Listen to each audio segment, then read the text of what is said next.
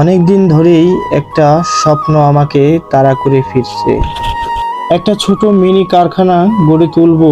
বছরের পর বছর ভাবছি, প্ল্যান করছি, কিন্তু কোথাও যেন আটকে যাচ্ছে। কখনো সাহস পাইনি, কখনো মনে হচ্ছে আমি পারবো তো। এই কাজের জন্য যে জ্ঞান, দক্ষতা, আত্মবিশ্বাস দরকার, সেটা কি আমার আছে? নিজেকেই প্রশ্ন করতাম, কিন্তু আজকাল মনে হচ্ছে যদি এখন না করি তাহলে হয়তো কখনোই আর করা হবে না। মনের মধ্যে এই কুরকুরানি দিন দিন তীব্র হয়ে উঠছে, যেন কোনো এক অদৃশ্য শক্তি আমাকে বলছে, এবার তো শুরু কর, এবার তো শুরু কর। আমি জানি সবকিছু একা করা যায় না।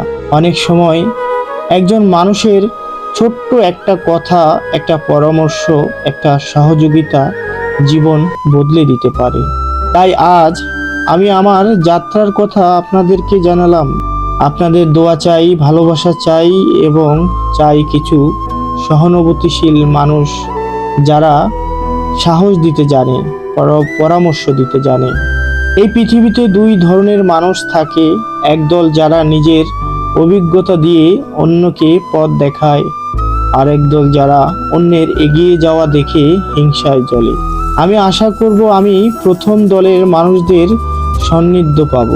জীবন একটাই, সময় চলে যায়, আর স্বপ্নরা কখনোই থেমে থাকে না। আমি শুরু করেছি আমার এই যাত্রা, কৃতজ্ঞ থাকবো যদি পাশে থাকেন। আমার জন্য দোয়া করবেন।